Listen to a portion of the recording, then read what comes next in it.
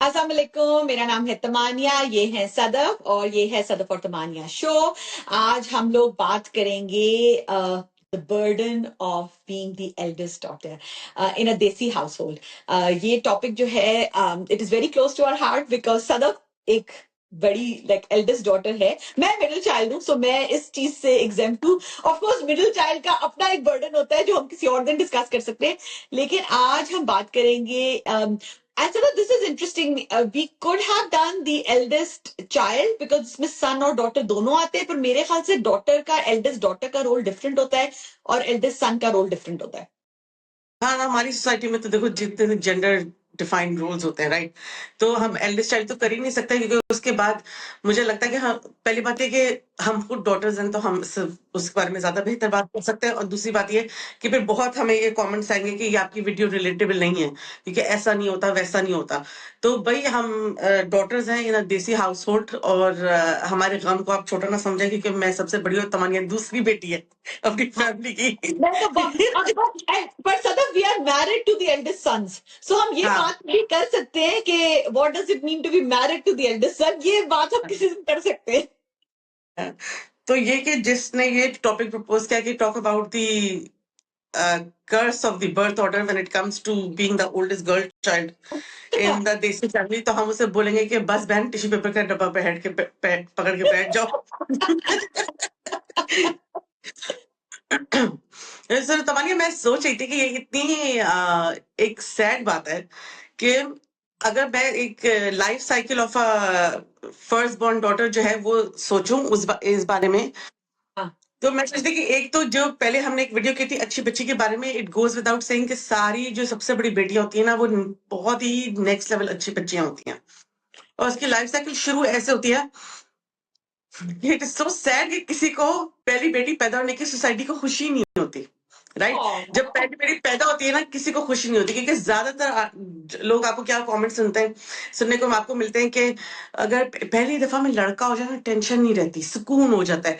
या ये कि चलो कोई बात नहीं, तुम्हारा तो पहला ही बच्चा है, अभी इंशाल्लाह आगे अल्लाह करम करेगा, राइट? और तो वैसे of course there exceptions to every rule, please don't hate us in the comments. एक तो हम अपनी जिंदगी की बात करें, दूसरी बात ये हम जनरलाइजेशन करें, जनरलाइजेशन बिल्कुल। तो ये होता है कि पहली जो है ना फर्स्ट बॉर्न डॉटर की सोसाइटी को खुशी नहीं होती। उनको लगता है कि अच्छा, बस ये पता चल गया कि मशीनरी काम कर रही है, बच्चा हो सकता है, तो चलो ठीक है, माफ किया, अब लड़का पैदा करो।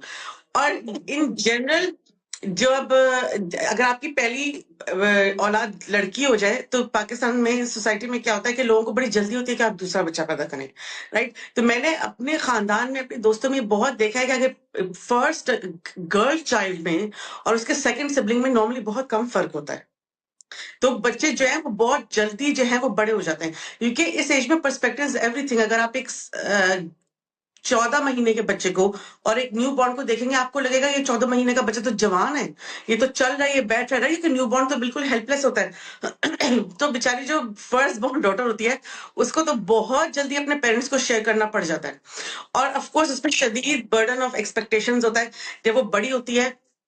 I think because girls are more intuitive also, they have higher emotional intelligence than men in general, and boys तो उनको ये बहुत जल्दी ना अपने घर का सिस्टम समझ आने लगता है कि हमारे पेरेंट्स की, और ये सब अनकॉन्शियस होता है, अनकॉन्शियस कि ये हैप्पी मैरिज है, ये सेफ प्लेस है, हमारे ददियाल ननियाल क्या सीन है, अम्मा काम करती है नहीं करती है, हम पुअर हैं हम रिच हैं, और वो ना इंट्यूटिवली पर्सन प्लीजर बन जाती है कि वो देखती है कि इस घर में क्या ट्रिगर्स हैं, कौन लोग जो है वो प्रॉब्लम क्रिएटर्स हैं, और मेरी अम्मी जो है वो किस चीज से ज्यादा परेशान हो रही है, और वो पीपल प्लीजर होती है, वो सिचुएशन मैनेजर होती है, और चूंकि वो गर्ल चाइल्ड होती है और वो पहली बच्ची होती है, तो वो अपनी अम्मी का राइट हैंड बन जाती है। चाहे छोटे भाई बहनों का काम उसकी अम्मी के मुंह से उसी का नाम निकलता है, फलानी इसको जूते पहनाओ, फलानी इसको पानी पिलाओ, जाओ बेटा देखो दरवाजे पे कौन है, फला को फला कह दो। और ऐसे आप बड़े होते हैं, आप बहुत जल्दी किचन में भी लग जाते हैं। अगर आपकी अम्मी हाउस वाइफ है, तो आपको होता है कि इधर आओ मेज लगाओ, इधर आओ जल्दी करो पानी की बोतल भरो, देखो पानी की सारी बोतलें भरी है नहीं है, ये रमजान में टेबल लगाओ, ये ऐसा करो। तो मैंने इंक्लूडिंग माई सेल्फ, मेरी भी अपनी ये जिंदगी थी, और मेरी जितनी दोस्तें कजन खानदान में सब, ये मैंने ये देखा है कि भले सेकंड थर्ड फोर्थ बेटी जो वो इंस्टाग्राम चला रही हो, लेकिन अफ्तारी के वक्त बड़ी बेटी किचन में खड़ी होगी, ये तो होगा ही होगा, राइट? और फिर ये होता है कि उस पे ये टेंशन होती है कि उस पे सारे एक्सपेरिमेंट होते हैं। वैसे तो पहले बच्चे पे एक्सपेरिमेंट होते ही होते हैं, लेकिन उस पे ही जरूर होता है कि इसको अगर ओ लेवल्स करिए या मैट्रिक करिए, इसको क्या सब्जेक्ट दिलाएं, या ये कि बहुत प्रेशर होता है कि तुम अच्छी पढ़ाई करो, तो तुम्हारा मेडिकल कॉलेज में एडमिशन हो जाए, कि मेडिकल कॉलेज में एडमिशन हो जाए तो रिश्ते अच्छे आते हैं। और बहुत जल्दी अगर वो लड़की लंबी होने लगे या उसका कद लंबा होने लगे तो लोग फौरन कहते हैं, भाई देखो ये बड़ा होता है, तुम आप अपने घर की बिस्मिल्लाह करो, तुम्हारी आगे भी तो 2 बेटियां हैं, या ये कि तुम्हारी छोटी बेटी भी तो है, अब तुम बिस्मिल्लाह करो, माशाल्लाह ये बड़ी हो गई है, रिश्ता ढूंढो, बाद में देखो, पढ़ाई का क्या है, शादी के बाद भी पढ़ाई हो सकती है। तो मुझे ऐसा लगता है कि जो बेचारे जो फर्स्ट बॉर्न लड़कियां होती है ना, वो उनकी लाइफ ऑन स्टेरॉइड्स होती है। वो उनको सोसाइटी कोई भी स्टेज ऑफ लाइफ है ना, उससे कहती है बस चलो आगे करो, जल्दी करो, जल्दी करो। एक चेकलिस्ट ऑफ गोल्स होती है और वो आप पूरे करते जाएं, करते जाएं, करते जाएं, सारी उम्र ऐसा हो जाता है। हाँ, आई विल से कि मैं बड़ी I am not the eldest daughter, लेकिन I am the sister of an eldest daughter. जो सदफ ने बात की है, मैंने अपने घर में ये बात देखी है कि जो मेरी बहन थी उसको इतनी चीजों की स्ट्रगल करनी पड़ती थी, और मैं तो इन्फॉर्म करती थी और मैं वो काम कर लेती थी। वो बेचारी जो है ना, इजाजत ही लेती रहती थी। उस बेचारी को यूनिवर्सिटी में ट्रिप पे जाने की इजाजत ही नहीं मिलती थी, और उसको एक ट्रिप पे जाने की इजाजत मिली, उस पे भी हालांकि वो यूनिवर्सिटी में आ गई थी, उसकी मंगनी हो गई थी। उसके मंगेतर ने मेरे अम्मा अब्बा को फोन किया कि खुदा के वास्ते इसको जाने दे, इसका बहुत दिल है। तो फिर मेरे अम्मा अब्बा को कोई तसल्ली हुई कि चलो मंगेतर भी कह रहा है। वो बेचारी मरी गई और उसकी किस्मत खराब, वहां को स्नो स्टॉर्म आ गया, तबाहियां मच गई, उनकी बस वापस नहीं आ सकी। बाबा को अपने रेस्ट हाउस के अंदर वो खुलवाना पड़ा, आईबी का रेस्ट हाउस, उसमें वो लोग गए। तो हमने उसको कहा, हमने कहा तुम्हारा जो है ना कर्ज ही है, तुम गई भी तो आज आकर इतना एक अजाब मचा। एंड एज सदफ सेड, उसका जो पहला अच्छा रिश्ता आया उसकी अम्मा अब्बा ने कर दी, क्योंकि और अल्लाह का शुक्र है वो बहुत खुश है, कि ये नहीं कि खुश नहीं है। But I do want to say कि वो कई दफा ये बात होती है, जैसे सदफ ने कहा ना कि घर वाले सब कहते थे कि, हालांकि मेरी जो बहन है, आई still remember the day. And I am sorry Shaista अगर मैं तुम्हारी कोई ऐसी बात शेयर कर रही हूँ जो तुम्हारी पर्सनल बात है, but I think maybe she talked about it also. I still remember the day कि उसका रिश्ता आया, बहुत अच्छा रिश्ता था, and my parents said yes, and she went and she returned her GMAT की books, the books that she had bought, because उसने आगे ग्रेजुएट स्टडीज के लिए अप्लाई करना था। And I think that was a very heartbreaking day, because she knew कि अब मैं आगे अब मैं जॉब करूं, और ऑल दो माशाल्लाह माशाल्लाह she is a very nice career. Of course अल्लाह ने आपकी जिंदगी में बरकतें पैदा करता है। और हम ये नहीं कह रहे कि माँ बाप की बात सुनने में आपकी जिंदगी में बरकत नहीं होती। ऑब्वियसली आप अपनी जब माँ बाप की बात सुनते हैं, उनकी दुआएं आपके साथ होती हैं। आई एम जस्ट सेइंग, हम एक इंडिविजुअल लड़की के ड्रीम्स की बात करें, and I could see as the second daughter कि I was able to pave my path. I was the first one जिसको, हमारी फैमिली में एक स्टैंडर्ड रूटीन था कि लड़की बीए करेगी, उसके बाद मास्टर्स के लिए यूनिवर्सिटी जाएगी। उस जमाने में 2 साल का बीए होता था और 2 साल का मास्टर्स होता था। तो उसका मतलब है जब आप यूनिवर्सिटी में आते थे तो आप 21-22 साल के होते थे, उसी में आपका रिश्ता आता था, और जो आखिरी एग्जाम का दिन होता था ना, उस दिन आपकी शादी हो जाती थी। लाइक आपकी, लाइक ये एक कंफर्म बात थी। ये मेरे ग्रैंड पेरेंट्स के लिए बहुत बड़ी बात थी कि मेरी फुप्पियों ने मास्टर्स किया था। तो पर वो जो पिछली जनरेशन का फॉर्मूला चल रहा था ना, वो इस जनरेशन में भी चल रहा था। बट फिर मैं आई और मैंने कहा कि नहीं, ये तो नहीं होगा, ये तो नहीं होगा। तो फिर मैंने सबसे पहले मोल्ड ये तोड़ा कि मैंने तो 4 साल का बीएससी कर लिया। वो तो एकदम से मोल्ड ही टूट गया, लोगों को समझ ही नहीं आया, अच्छा ये तो 22 साल की होगी, मगर इसने तो सिर्फ बैचलर्स किया है, अब इसकी शादी कैसे करें। फिर मैं चली गई एमबीए करने के लिए। तो फिर मैं और फिर मेरी एक और जो कजिन है मलीहा, जो हमारे शो में भी पहले आई है, we were able to break that mold, because हम पहली बेटियां नहीं थे। पहली बेटियों को वो ही मोल्ड फॉलो करना पड़ा, उसमें उनकी वो शामिल नहीं थी। बट माँ बाप जो होते हैं, एज सदफ सेड, कि वो कई दफा बहुत डरते हैं, उनका ये पहला एक्सपेरिमेंटल होता है कि इसकी तो अच्छी शादी हो जाए ना, इसकी अच्छी शादी हो गई। Why is one child made to suffer या made to follow a certain path, ताकि बाकियों के लिए एक रास्ता सेट हो जाए। तो ये पहले बच्चे के साथ होता है। I do want to say कि जो हमारे रिलीजन के अंदर, हमारी कई जो हम कल्चर और रिलीजन की बात करते हैं, मैंने कहीं हदीस पढ़ी थी, मैं इसको सॉरी इसकी ऑथेंटिक वो नहीं कर सकती, मगर मैंने एक हदीस पढ़ी थी कि वो औरत बहुत खुश नसीब है जिसकी पहली औलाद बेटी होती है। ये औलाद बेटी हो, हाँ। पहली औलाद बेटी होती है, और ये कितनी बड़ी बात है। बट सदफ सेड कि हमारे यहाँ जब आपकी पहली बेटी होती है तो आपको ये कंसोलेशन प्राइज देता है, try again, good job but try again, right. Like ये होता है। And this I also experienced के मेरी पहली बेटी थी, हम लोग बहुत खुश थे, मगर जनरल सेंटिमेंट यही था कि ठीक है, अच्छी बात है, गुड जॉब, मगर अब आप जल्द ही दोबारा बच्चे के लिए, बेटे के लिए ट्राई करें। तो और ये बहुत पढ़े लिखे लोगों में भी होता है। ऑफ कोर्स हम आज से 15 साल पहले की बात कर रहे हैं, तो अब चीजें ऐसा ऐसा बदल रही हैं, बट कुछ जगह यही चीजें हैं।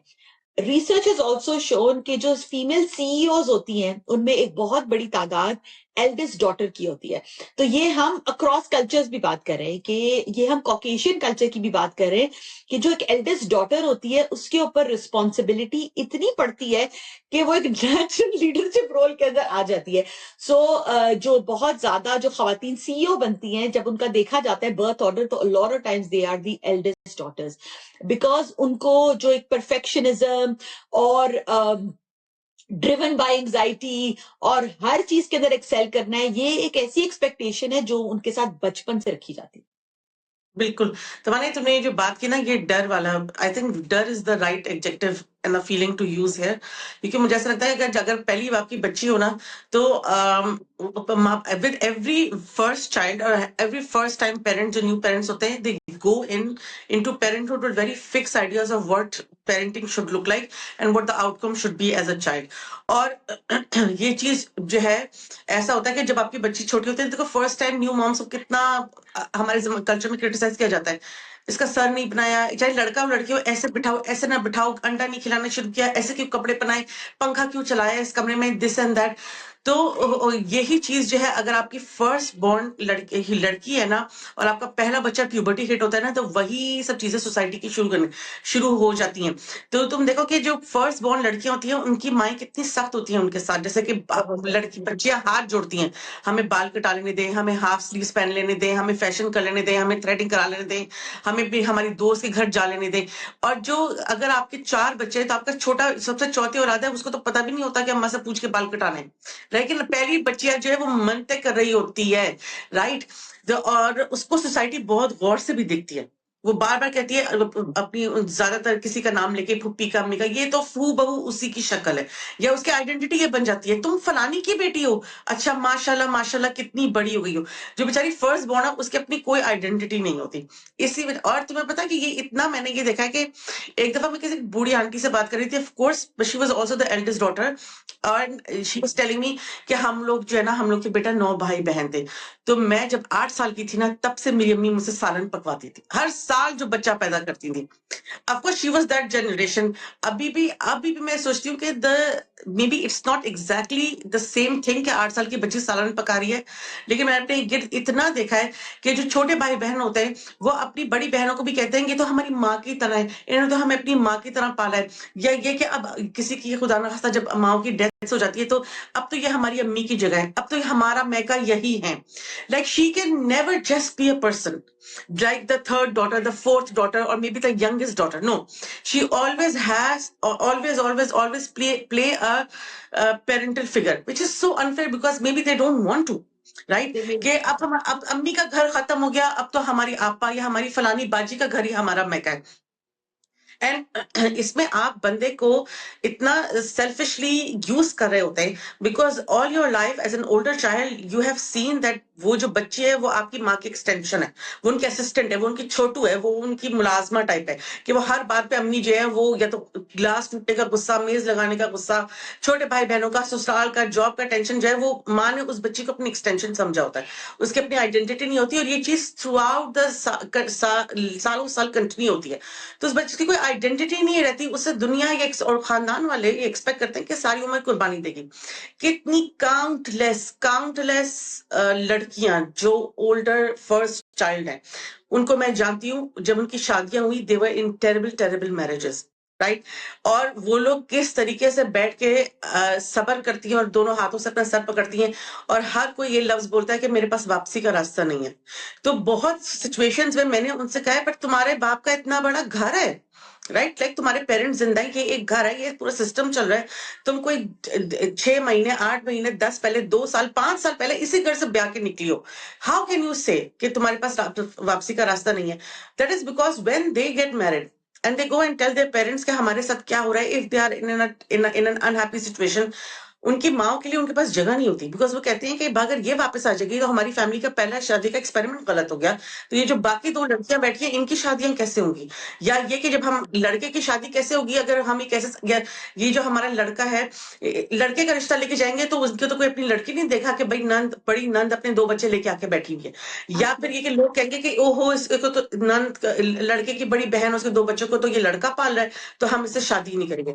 That girl child, still a girl child inside, is not allowed to come back, क्योंकि उसको यह है कि अगर मैं वापस गई तो अल्लाह, मैं कितनी दफा लड़कियां तुम देखो कि जब अपने वो कर रही होती हैं, अपने दिल का हाल बयान कर रही होती है, उनकी सबकी सेम टेम्पलेट स्टोरी होती है कि मैंने अपने बूढ़े बाप के सफेद बाल देखे, मैंने उनके परेशानी देखी, और मैंने और जब उन्होंने उनसे बोला बेटा वक्त दो, सब्र करो, सब ठीक हो जाएगा, तो मैंने खामोशी से अपने बच्चे उठाए और मैं वापस आ गई. ये तुम सोचो कि this is again the curse of the birth order, because अगर सबसे छोटी लड़की होगी तो वो उसको ये नहीं कहेगा कि तुम्हारे नीचे पे शादी कैसे होगी, मगर सबसे बड़ी लड़की जो है वो वापस नहीं जा सकती, उसके पास वापसी का रास्ता नहीं है. शी इज द, वो जिस सदफ ने कहा ना, जो मॉडल चाइल्ड, कि आपको होता है कि जो पहला जो निकला है ना इसको तो परफेक्ट होना है, बिकॉज वो नो मार्केट में पेश करना है कि हमारा मॉडल चाइल्ड कौन सा है.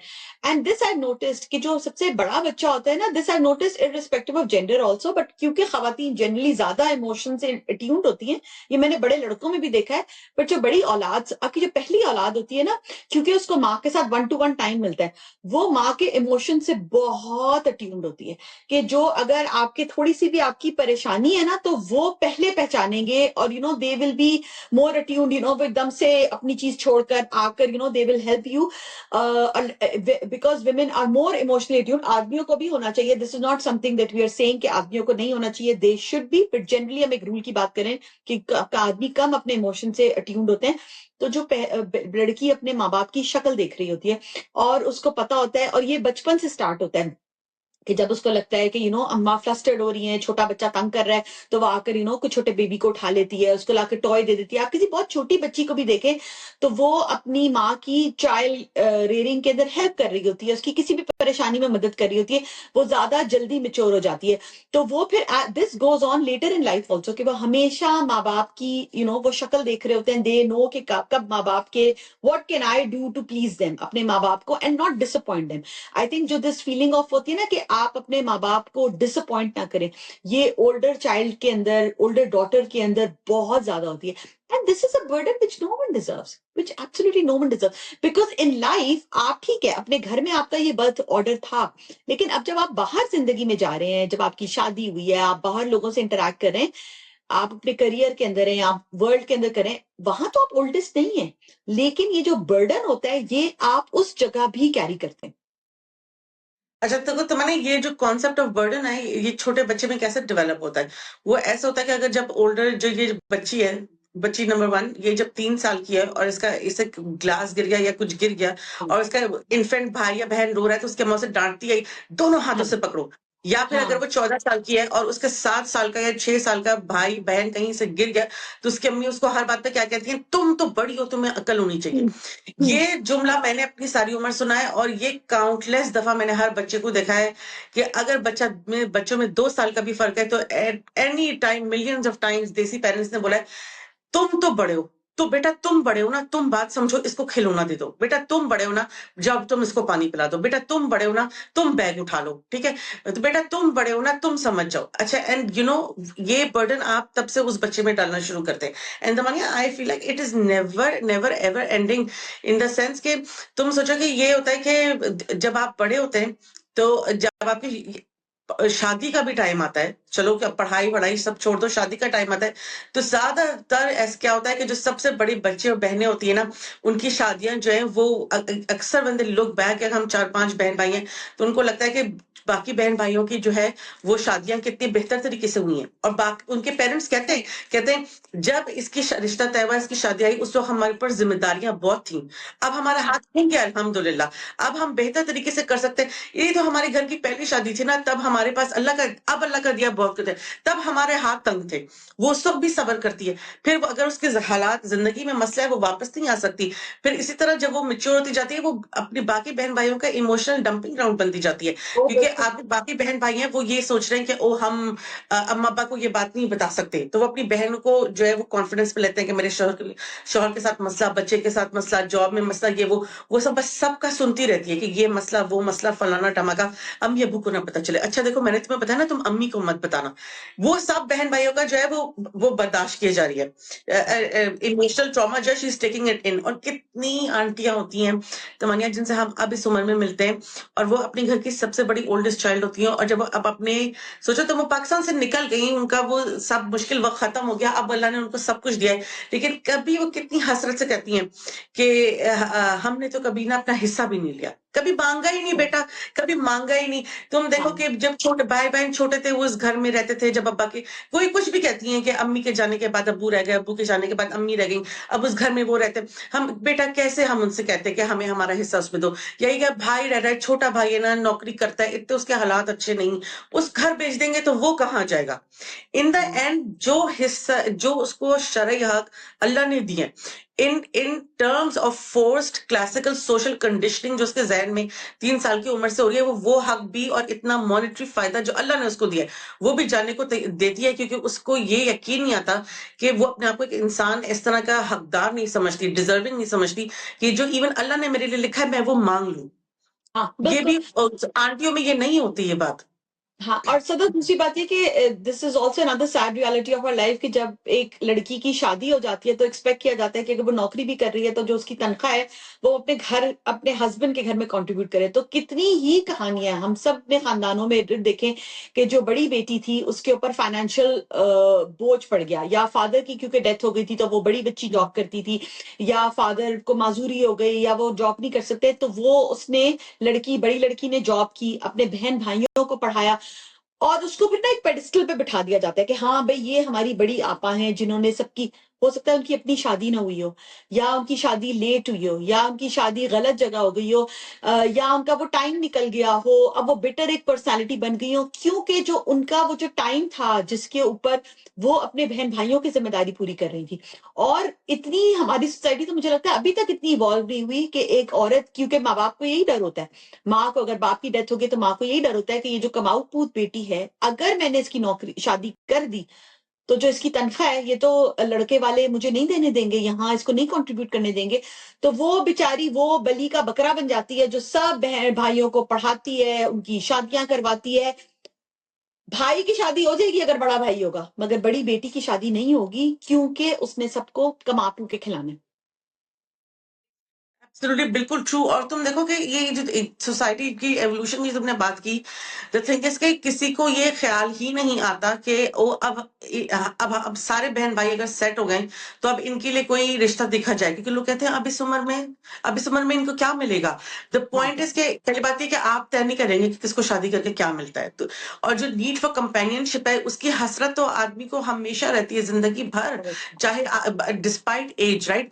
और लोग उनसे, उनकी एक्सपेक्टेशन होती है कि अब वो बस गिवर के रोल में, आप हाँ टेकर है, वो गिवर है। अब अगर अब छोटे भाई बहनों की शादियां हुई हैं, उनके बच्चे हो रहे हैं, भाई किसी का ओ लेवल्स में अच्छा रिजल्ट आया, किसी ने कुरान खत्म किया, किसी का रिश्ता तय हुआ, फिर क्या होता है, पहले अब फिर वो सोने के तोहफे देना शुरू करती हैं।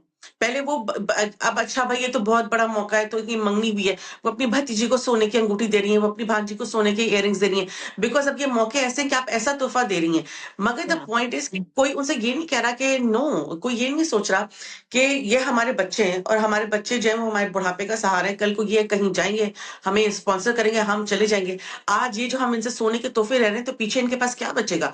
बिकॉज अगर वही अब यही जो फुप्पो है या खाला है बड़ी उम्र में, इनके कौन भांजे भांजे जो है इनकी जिम्मेदारी लेना चाहता है, अगर वो बुढ़ापे में फाइनेंशियली डिपेंडेंट है तो लोग कहेंगे सारी उम्र तो इनके नौकरी की, तो इन्होंने अपना घर क्यों नहीं बनाया, सारी उम्र तो इन्होंने कमाया, तो इनके पास इतना भी नहीं है अपने बुढ़ापे के लिए। ये सोसाइटी बहुत क्रूल है in so many ways, that they ask you to give in every way. They ask you to give emotionally, they ask you to give financially, and they ये जो पेडिस्टल पे बिठाने वाली बात है तुम्हारी, ये कितना बड़ा इमोशनल टूल है। जैसे कितना बड़ी बहनों को होता है कि आप ये वाली चीज बिल्कुल अम्मी की तरह पकाती हैं, आपके हाँ हाथ में बिल्कुल नानी या दादी वाला जायका है, फोन करके फला वाली रेसिपी बता दो, ये वाली रेसिपी बता दो। वो जो लड़की है, वो जो एक बच्ची थी अब वो एक औरत है, वो उधेड़ उम्र की औरत है, वो कभी द यंग 8 year old और the 16 16-year-old girl in her, उसकी कभी बारी ही नहीं आती, वो हमेशा maternal role में फंसी रह जाती है। And I want to say कि अगर जैसे कोई खातून है ना जो एक एल्डेस्ट डॉटर थी and now you know she is in her late 30s 40s, वो कंडीशनिंग इतनी डीप हो गई है और जो लोगों के इर्द गिर्द जो रिलेशनशिप्स की एक्सपेक्टेशंस है ना कि वो उससे अनटैंगल नहीं हो सकती। Like I want to say this, but we see you, like we see you, we see the sacrifice that you've done, and we appreciate it. And a lot of times लोग नहीं thank you करते, लोग समझते हैं कि जो ये इज्जत दे दी है ना बस यही बहुत है, ओहो उनको इतनी इज्जत भी तो मिलती है, हमेशा स्टेज पे बुलाते हैं, ये करते हैं, but they don't realize it कि कई दफा एक बंदे को रिकग्निशन चाहिए होती है इस बात की कि वाकई जो आपने किया हम उसके आपसे बहुत शुक्रगुजार हैं। और कभी कोई अपनी बड़ी बहनों को थैंक यू नहीं करता, तो समझते हैं कि ओ हो भाई ये तो इनका काम था, ये बड़ी थी, इनको अम्मी अब्बू अटेंशन भी तो इतनी देते थे। What you don't realize it कि वो जो अटेंशन मिलती थी वो सिर्फ और सिर्फ रिस्पॉन्सिबिलिटी डंपिंग के लिए मिलती थी। You were just a dumping ground, like they were just a dumping ground. कोई उनको ऐसी अटेंशन नहीं मिलती थी जिसमें उनसे उनके बारे में बात होती थी कि तुम्हारा अपना क्या शौक है, तुम खुद क्या करना चाहती हो। तो आई डू वांट टू से कि जो ये खवातीन है उनकी तो इतनी डीप कंडीशनिंग हो चुकी है कि अनलेस वो बहुत थेरेपी अपने लिए सीख करे, इर्द गिर्द के लोगों की एक्सपेक्टेशन उनसे नहीं चेंज होगी। However, as parents, if you have an oldest daughter, I think यहाँ एक रोल आता है कि we realize and maybe we break that cycle. As parents, अगर आप खुद एक eldest daughter थी और अब आपकी एक eldest बेटी है, या अगर आप eldest daughter नहीं भी थी लेकिन अब आपकी एक बेटी है, तो आप किसी भी बच्चे को उसके बर्थ ऑर्डर की वजह से उस लिहाज से ट्रीट ना करें। Every child deserves to be treated uniquely. इसमें छोटा बच्चा भी आता है, कई दफा हमने कितनी एग्जांपल्स में देखा है कि एक छोटे बच्चे को हमेशा छोटा ही हैंडल किया जाता है, मगर वो जिंदगी में छोटा नहीं है, जिंदगी में उसको एक इंडिविजुअल का रोल करना है और आप उस बच्चे को एक हैंडीकैप दे रहे होते हैं। तो इसी तरीके से जो अपना एल्डेस्ट चाइल्ड है उसको भी give them the liberty of being a child, of being childish. That's okay. They don't have to be the responsible one all the time. And let's not forget about the middle child. Middle child बेचारे की तो बात ही नहीं होती, उसकी तो किसी और दिन बात करेंगे। But अपने हर बच्चे को इंडिविजुअल, और ये माँ बाप ही कर सकते हैं सदफ, कि हर बच्चे को एज एन इंडिविजुअल ट्रीट करें, उसके बर्थ ऑर्डर के मुताबिक ट्रीट ना करें, क्योंकि it starts with the parents. बहन भाई भी माँ बाप से ही सीखते हैं। बिल्कुल ज़माने और पेरेंट्स जो हैं वो ऐसा तो नहीं कि ये किसी भी जो हम बात कर रहे हैं वो कोई बहुत ही अनहोनी बात हो। ये हमारी जनरेशन है, उससे हमारे पेरेंट्स की जनरेशन है, हमारी नानी नाना दादी दादा की जनरेशन है। ये तो एक ऐसी साइकिल है जो हर जनरेशन के इर्द गिर्द मौजूद है। कोई भी इंसान ऐसा नहीं हो सकता पाकिस्तान में जो ये बोले कि ओ ये क्या बात आप कर रही हैं, हमने कभी देखा ही नहीं। सो अगर आप एज पेरेंट्स हैं तो आप ये बात याद रखें कि आपकी बहुत बड़ी गुड पेरेंटिंग होगी कि आप ये अपने हर बच्चे को सिखाएं that when you draw boundaries for yourself, this is actually healthy and it is not selfish. Right ये ना बोले कि हर घर में, जैसे बड़े बेटों को भी कहते हैं कि कोई एहसान तो नहीं है, सब लोगों बड़े बेटे सबके ही सपोर्ट करते ही हैं, तो इस तरह बड़ी बेटी को भी बोले कि बेटा तुम बड़ी हो ना, थोड़ा अपना दिल बड़ा करो, तुम थोड़ा इखलाक दिखाओ, तो जर्फ दिखाओ, अल्लाह तुम्हें और देगा, अल्लाह तुम्हारे नसीब खोले। ठीक है, अगर उसकी शादी नहीं हुई, अल्लाह तुम्हारे लिए भी तुम्हारी आसानियां दूर करे। और माँ बाप यही करते करते जो है वो without any concrete action to better the life of the older girl जो है वो इस दुनिया से चले जाते हैं। उसके बाद होता क्या है, उसके बाद यह है कि अगर वही जो बड़ी आपा है जो पहले बेचारी 3 साल की उम्र में सबसे या 2 साल की उम्र में बड़ी बहन बन गई थी, अब वो अपनी किसी भाई या बहन के साथ रह रही हैं। अब पूरी सोसाइटी छोटे भाई बहनों का कह रही है, अरे हाँ ये तुम्हारे साथ रहती हैं, अल्लाह तुम्हारे शौहर कितने अच्छे आदमी है, देखो तुम्हारी फैमिली को कितना सपोर्ट करते हैं, है ना। अच्छा हाँ अल्लाह, हाँ वाकई देखो कितनी बड़ी आजमाइश है, इनके अपने बच्चे नहीं, कहाँ जाएंगी बेचारी, राइट। या अगर भाभी हो तो लोग बड़ा ही उनको तरह से देखें, अच्छा बड़ी नंद जो है वो गैर शादीशुदा है, अच्छा तुम्हारी जिम्मेदारी है, चलो कोई बात नहीं, अब क्या हो सकता है। And people don't realize that all this while you have been a taker and a taker and a taker and now you are the victim. और वो जो अगर जो बड़ी बच्चे है, अगर वो कभी पीछे मुड़ के देखेगी अपनी जिंदगी की तस्वीरों में, अपनी किताबों में, अपनी डायरी अगर लिखी हो, she will be stunned at her evolution के कभी जिंदगी में कोई उसके लिए स्टैंड ही नहीं किया होगा। और तुम्हें पता है जैसे ऐसी आंटियों से तुम अगर बात करो, जैसे अब हम इस उम्र के तो वो आंटियां ही हैं। I have never met a woman जब मैं उससे बात करी हूं तो she has not told me कि मेरा ना फला वक्त एक रिश्ता आया था, वो लोग ऐसे थे, उनको याद होता है, वो लोग ऐसे थे, वैसे थे, उस वक़्त ना हमारे अब्बा ने ये किया, उस वक़्त ना हमारे घर में ये मजबूरी थी, उस वक़्त हमारी अम्मी ने बोला इंतज़ार करी, वो लोग इंतज़ार नहीं कर पाए। तो ऐसा नहीं है कि इनको एहसास नहीं होता, वो इंसान जो है बस हसरत के साथ जी रहा होता है। एंड देन पीपल से कि उफ़ अल्लाह, तो ये तुम्हारी बड़ी नंद कितनी बिटर है, अल्लाह इनकी ज़बान कितनी कड़वी है, ओह माय गॉड ये कितनी मुश्किल पर्सनैलिटी है। बिकॉज़ आप उन्हीं के पैसे से, उन्हीं की फंड हुई या उन्हीं की कुर्बानी वाली ज़िंदगी ले रहे होते हैं, जी रहे होते हैं। ऑल दिस व्हाइल वो आपको हसरत की निगाह से देख रही होती हैं कि it's everything that everybody wants. ये कोई इतनी बड़ी बात तो नहीं है। आप किसी का फेयरी टेल लाइफ जो है उन्हीं के सामने उसके साथ अगले वाले कमरे में जी रहे हैं, मगर उस शख्स के लिए कोई सोचने वाला है ही नहीं। और ये खून के रिश्ते, कोई गैर हो तो आदमी सोचे कि ये क्या भाई, भगाओ इनको, ये कैसे ऑफिस वाले हैं, ये कैसे दोस्त हैं, कैसे मोहल्ले वाले, मगर ये तो सगे बहन भाई हैं जो, और ये माँ बाप का शुरू किया हुआ था, एक्चुअली टेक्निकली तो माओ का शुरू किया हुआ था कि भाई अगर आप से नहीं मैनेज हो रहा, आप इतनी जल्दी बच्चे पैदा किए, आपसे हाउस वर्क का ओवरलोड है, आपके जो भी हालात हैं, तो आपने उस बच्चे को अपनी एक्सटेंशन बना लिया और उसको कभी उसकी इनफरादी इंडिविजुअलिटी आपके जहन में ही नहीं आई, तो आपने बाकी बच्चों के जहन में भी ट्रांसफर नहीं की कि वो एक अलग पर्सन है। अलग पर्सन है। And I want to say कि कई दफा सिर्फ ये नहीं होगा कि जो बड़ी बहन का सैक्रिफाइस ये होगा, it might be one of her sacrifices that उसकी जो जिंदगी में जो कुछ स्टेप्स होते हैं जो आप एक किसी भी एक लाइफ में आप एक्सपेक्ट करते हैं कि भाई इस टाइम पे शादी होगी, इस टाइम पे ये होगा, हो सकता है ये उसकी सैक्रिफाइस हो सकता है, उसका कोई और सैक्रिफाइस हो सकता है कि she couldn't pursue a career that she wanted to, हो सकता है कि she did not want to get married at the time that she was married at. आप ये नहीं उसको कह सकते कि Person नहीं, she got married to, she और did the not want to get person, married to that person। हाँ। हाँ, आप ये कहें कि भाई हो तो गई आपकी शादी, 25 साल से खुश हम्म। हैं, अभी भी रोने डाले हुए हैं। नहीं, she was a young girl at a time, and at that time the parents could not wait, या पेरेंट्स सर्कमस्टांसेस ऐसे थे दैट बिकॉज शी वॉज, तो आप किसी की भी जो उसका जो एक जो इमोशंस है ना उनको डिस्काउंट ना करें, हर एक का सैक्रिफाइस उसके मुताबिक होता है। And I so as parents I think responsibility parents के ऊपर आती है, although it's very easy for parents to rely on the eldest child, it is so easy. I will say I have an eldest daughter, मुझे पता है कि वो समझदार है, मैं अगर उसको कहूंगी ना कि जैन को दूध बनाकर दे, वो सही बना कर देगी। कल ये हुआ कि जैन दूध मांग रहा था, मैं कुछ और कर रही थी और जैनब अपना होमवर्क कर रही थी, और मैंने सबसे पहले जैनब को ही कहा, मैं कहा जैनब उसको, तो शी सेड मामा मैं अपना ये काम कर रही हूँ, आप हुसैन को कहें। And I was like okay she is right, मैंने हुसैन को कहा। फुल्ला हुसैन को कहना जो था ना एक मेरे लिए हेडेक था, मगर I was like no I have to. उसने आकर पहले दूध स्पिल किया काउंटर पे, ये किया, but he can do it right, वो भी कर सकता है। तो एज पेरेंट्स ऑफ कोर्स मेरे लिए ज्यादा आसान है उस बच्चे को कहना जो ज्यादा रिस्पॉन्सिबल है, but I have to enable every child in the house.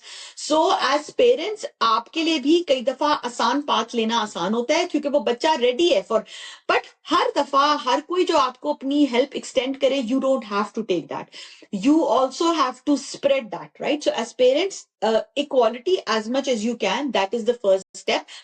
And then जब आप एक ओल्डर एल्डर डॉटर हैं और अब आप बड़ी हो गई हैं, you have the liberty to enjoy your own life, right? Like आपको बहन भाइयों की जिम्मेदारी लेने की आपकी कोई रिस्पॉन्सिबिलिटी नहीं है। और ये बात कई दफा उनको इतना वो अपने रोल के अंदर एक होता है ना कि डूब गए होते हैं कि उनको होता है कि नहीं नहीं मुझे ही ईद के ऊपर सबको बुलाना है, मुझे ही चेक करना है, अच्छा अगर फैमिली वेकेशन है तो नहीं नहीं मुझे सब बहन भाइयों को जमा करना है। No, it's okay. You can enjoy your individual life, and same for siblings. आप अपने बड़े बहन भाई पर हमेशा जिम्मेदारी ना डालें। Just because she can doesn't mean she should. आप कह नहीं वो तो मान जाती हैं, ठीक है वो मान जाती हैं, बट आप इस दफा उनको, और वो चाहे ऑफर भी कर रही हैं पार्ट के, नहीं थैंक यू सो मच, इस दफा मैं करूंगी, आप आए आप रिलैक्स करें, इस दफा मैं करूंगी, ट्राई करें। लेट देम थोड़ा सा जो है ना, आप देखेंगे कि उनकी भी जो पर्सनालिटी की जो आपको लगेगी ना कि इनमें क्या तल्खी सी आ गई है, इनमें क्या वो आ गया है, लेट देम बी, उनको भी थोड़ा सा बेचारों के वो जो बर्डन है उनका कुछ कम करें। As a last word to all the moms who have firstborn daughters, let me tell you कि ऐसा नहीं है कि जो कि बच्चे के, okay, let me phrase this way. हम ये बात हमेशा समझते हैं कि माँ बाप की नीयत साफ होती है, लेकिन इंसान होते हैं उनसे गलतियां बहुत बड़ी बड़ी होती हैं। और अगर आप एक अभी मॉडर्न डे पेरेंट हैं तो आप जितना भी रिसर्च करके और नेक नियति से और बैलेंस अपने बच्चों को पाल रहे हैं, ये बात याद रखें कि अगर there is slightly tip in the scales because of gender और बिकॉज ऑफ बर्थ ऑर्डर, तो ऐसा नहीं है कि आपके बच्चे नोटिस नहीं करते। या आप बहुत खुशकिस्मत होंगे कि आपके बच्चे जो हैं वो आपको माफ कर दें, राइट? बहुत दफा ऐसा होता है कि बस ऊपर ऊपर से प्रिटेंस में फैमिली चल रही है, दिलों में माफी नहीं होती। लेकिन ऐसा नहीं होता कि बच्चे नहीं नोटिस करें। बहुत दफा अब जब लोगों से बात करते हैं, उनको अच्छी तरीके से उस बात की, अपनी महरूमियों का और एक्चुअली उनको पेरेंटल अबैंडनमेंट का अंदाजा होता है। जब लड़कियां कहती है ना कि हम इन्होंने खानदान में जमीन का डिस्प्यूट सॉल्व करने के लिए मेरा रिश्ता कर दिया, इनको पता था ये चचा की फैमिली कैसी है, राइट? या जब वो यही बात कहती है ना कि इनको पता था कि ये खानदान का लड़का निकम्मा है, मगर चूंकि हम गरीब थे और चूंकि मेरी 5 बहनें थी या चूंकि हमारे अब्बा की डेथ हो गई थी, तो मेरी अम्मी ने मुझे बोझ समझ के मेरी शादी कर दी। ऐसा नहीं होता कि चिल्ड्रन डू नॉट रिकग्नाइज, ऐसा नहीं होता that they will not remember. उनको हमेशा से याद होता है। हर लड़की को याद होता है कि मैं जब क्लास 8 में थी ना, तो मेरी अम्मी ने तब से मुझसे बोला कि चलो तुम अब रोटी पकाओ, चलो तुम अब सालन, चलो अपने बेटा तुम कोई बात नहीं, ये वाला कमरा खाली कर दो, ये देखो इनके इनके मेहमानों को चाहिए। दे remember. If whatever you do right now, what is happening in your family, your children recognize it, they will remember it, and they might not be able to forgive you depending on the severity of the situation and जिस तरीके से life उनको test करेगी।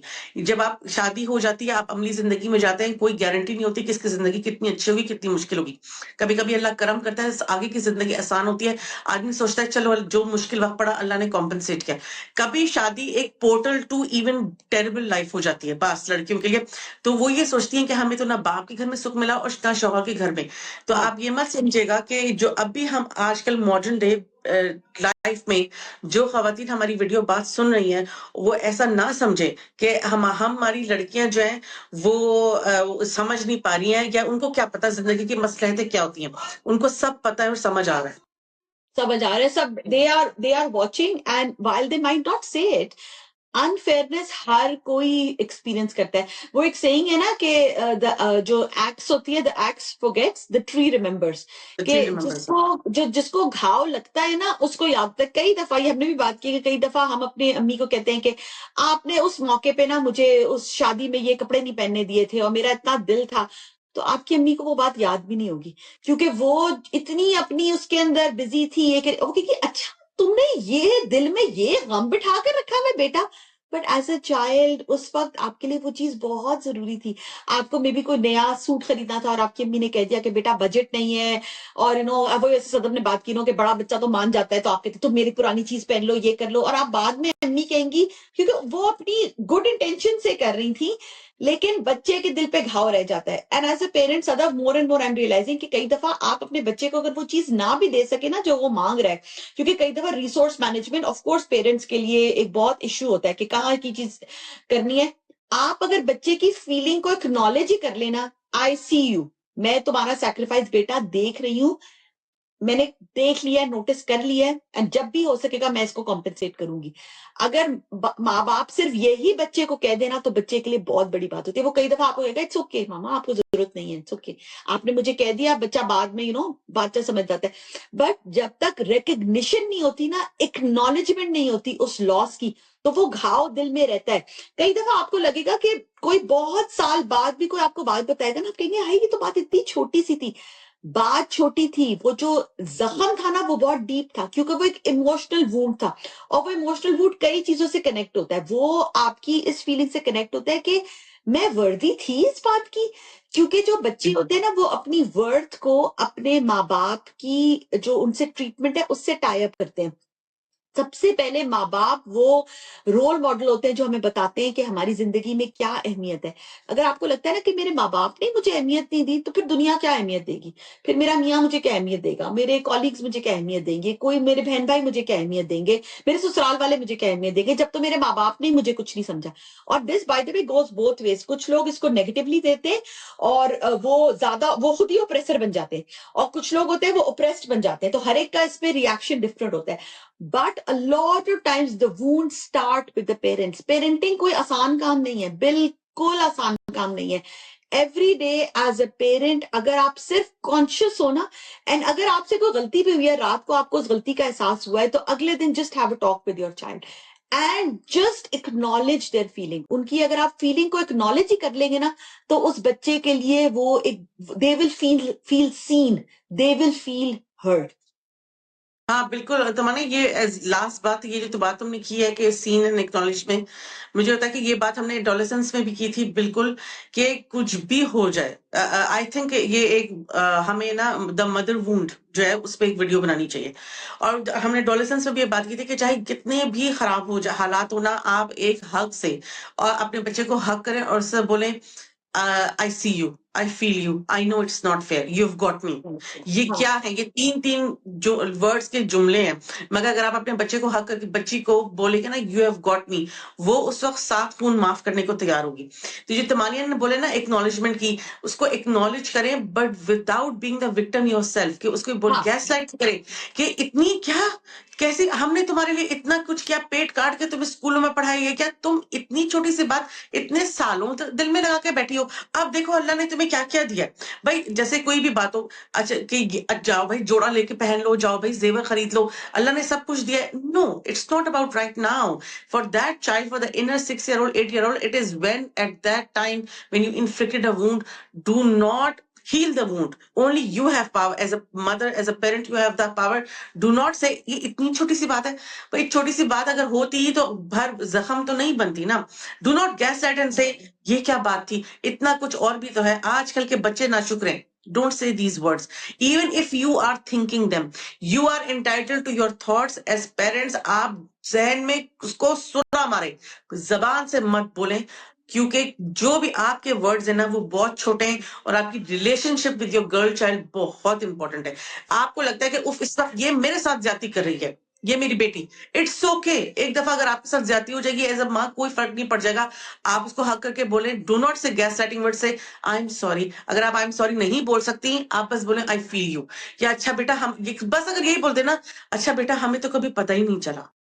हाँ तो बच्ची लड़कियां तो बेचारी 100 खून माफ कर देती है माँ बाप को। ऐसे बिल्कुल बस सिचुएशन मैनेज कर लें। बिल्कुल exactly. And this is a topic से मैं आपसे कहते हैं कि आज बड़ा एक हैवी टॉपिक हो रहा है, बट आई थिंक सबसे पहले किसी चीज के बारे में बात करना ना, that is the first step. I think जो सबसे पहले जो बात करना है, that is the first step. और जब हम बात करते हैं तो लोगों को रियलाइज होता है, कई दफा उस वक्त रियलाइज नहीं होता मगर एक दिमाग में बीज पड़ जाता है और वो आहिस्ता आहिस्ता लोग चेंज होते हैं। सबसे पहले जो चेंज है वो आपके अंदर खुद से स्टार्ट होता है, राइट? सो आई होप ये वीडियो आपको हेल्प की होगी। And let us know about अपनी किसी फीडबैक के बारे में। आपके कोई और सवाल हो तो हमें जरूर बताइएगा, एंड इंशाल्लाह हम आपको नेक्स्ट वीक देखेंगे। अल्लाह हाफिज। अल्लाह हाफिज।